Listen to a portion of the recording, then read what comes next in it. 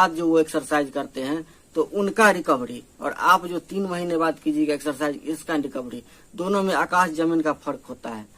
Exercise जो आप चालू कीजिएगा ये फर्स्ट स्टेज है और इसमें बहुत ज्यादा जल्दी रिकवरी मिलेगा और अच्छा रिकवरी होगा।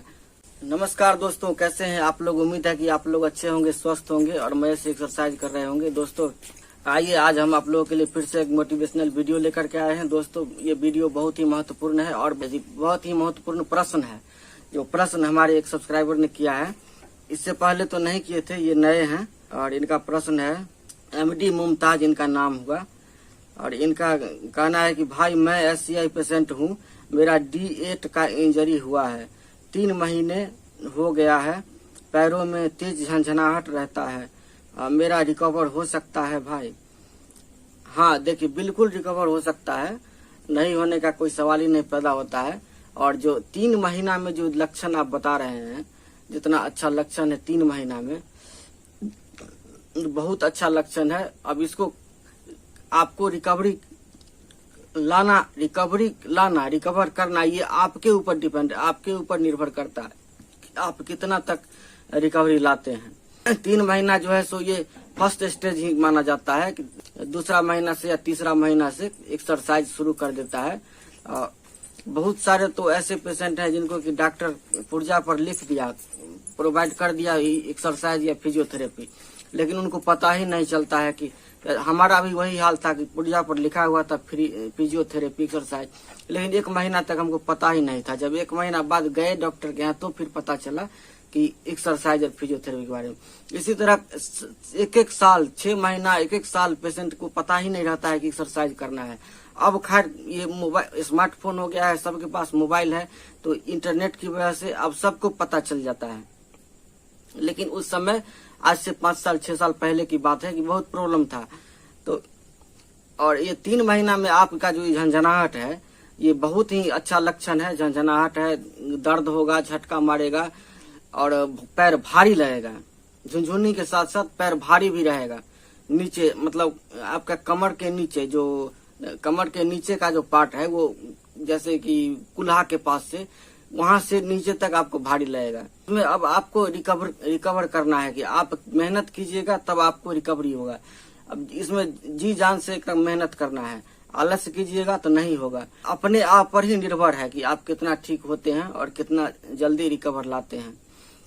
बहुत ऐसे पेशेंट हैं जो कि बोलते हैं, बहुत ज्यादा बोलते हैं कि हाँ मैं ये करता हूँ वो करता हूँ, लेकिन वो एक्सरसाइज करते ही नहीं है।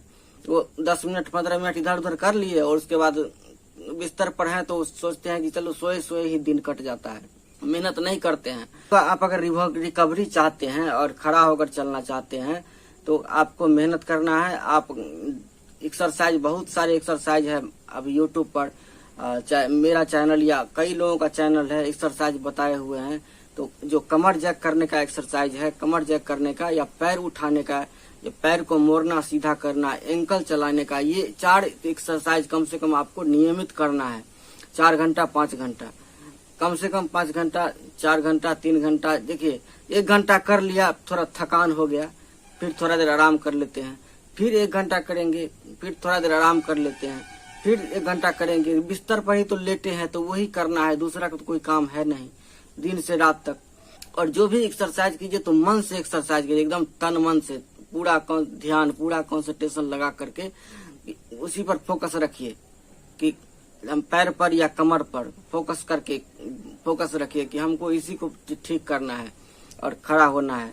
आलस्य कीजिएगा, ऐसे ही 10 मिनट 15 मिनट करके और छोड़ दीजिएगा तो कुछ नहीं होगा, तो कुछ नहीं रिकवरी हो पाएगा। इसलिए रिकवर अगर अच्छा चाहते हैं रिकवरी, तो ये कोई दवा खाने से, किसी डॉक्टर के यहाँ जाने से कुछ नहीं होगा। बस ये होगा तो आपका अपना मेहनत से। हम दूसरा महीना से एक्सरसाइज स्टार्ट किए थे, दूसरा महीना से, और आपका अभी 3 महीना हुआ है, तो कोई ज्यादा टाइम नहीं हुआ है और आप अभी से कंटिन्यू स्टार्ट कर दीजिए।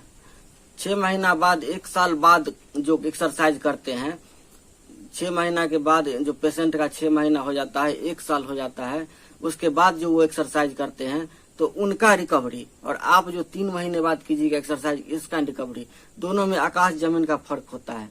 अभी फर्स्ट स्टेज है 2 महीना, दूसरा महीना से या तीसरा महीना से एक्सरसाइज जो आप चालू कीजिए, ये फर्स्ट स्टेज है और इसमें बहुत ज्यादा जल्दी रिकवरी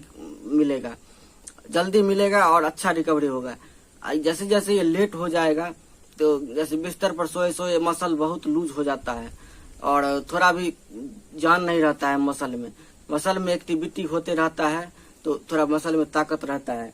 जितना जल्दी स्टार्ट कर दीजिएगा इतना जल्दी वो धीरे धीरे मसल आपका ताकत में आता जाएगा और नस भी मजबूत होगा। जिनका मान लीजिए कि 6 महीना हो जाता है, 1 साल हो जाता है, तो सोए सोए जो है सो उनका पैर जो है सो मांसपेशी डैमेज हो जाता है, बेड सोर हो जाता है।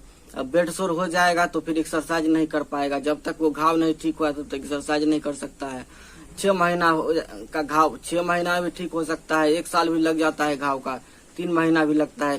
कोई लिमिट नहीं कि कब वो घाव ठीक होगा, उसमें एक्सरसाइज बंद होता है। इसलिए एक्सरसाइज दूसरा महीना से या तीसरा महीना से कंटिन्यू चालू कर दीजिए। एक्सरसाइज बरकरार रखिएगा तो बेड सोर होगा ही नहीं। जैसे हम बता रहे हैं आपको, 1 घंटा आराम एक्सरसाइज कीजिए फिर आराम कीजिए। अगर ऐसे करते हैं तो बेड सोर होने का सवाल ही नहीं पैदा होता है, बेड सोर होगा ही नहीं। और पीठ से लेकर के जांग पैर तक का कम से कम मालिश जरूर करवाइए, कोई भी तेल से घर में। वैसे हम एक कपूर का तेल बताए हुए हैं तो उस तेल से भी, या सरसों तेल हो गया, या मान लीजिए कोई ठंडा तेल हो गया उससे भी, या ओमनी जेल आता है मरहम, उससे भी, किसी से भी लगा करके और कम से कम मसल पर, पीठ में और पीछे कुल्हा के ऊपर मसल है उस पर, जांग पर कम से कम उस पर मसाज होना चाहिए। मसाज देते रहिएगा तो उससे क्या होगा कि आपके मसल में एक्टिविटी रहेगा और घाव फोड़ा फुंसी का कोई लिमिट नहीं, मतलब कोई ये नहीं है कि कुछ हो सकता है घाव या फोड़ा फुंसी। आप जितना एक्टिव रहिएगा उतना अच्छा होगा और उतना जल्दी रिकवर होगा और बहुत जल्दी आप ठीक हो जाइएगा, ऐसा मैं भगवान से प्रार्थना करता हूँ। ये आपके सवाल का जो उत्तर जो मेरा अनुभव है उसके अनुसार हम दिए हैं। तो दोस्तों कैसा लगा वीडियो आप कमेंट में जरूर बताइएगा और इसी तरह कमेंट में प्रश्न कीजिएगा। तो मिलते हैं फिर अगले वीडियो में, तब तक के लिए जय श्री राम, प्रणाम।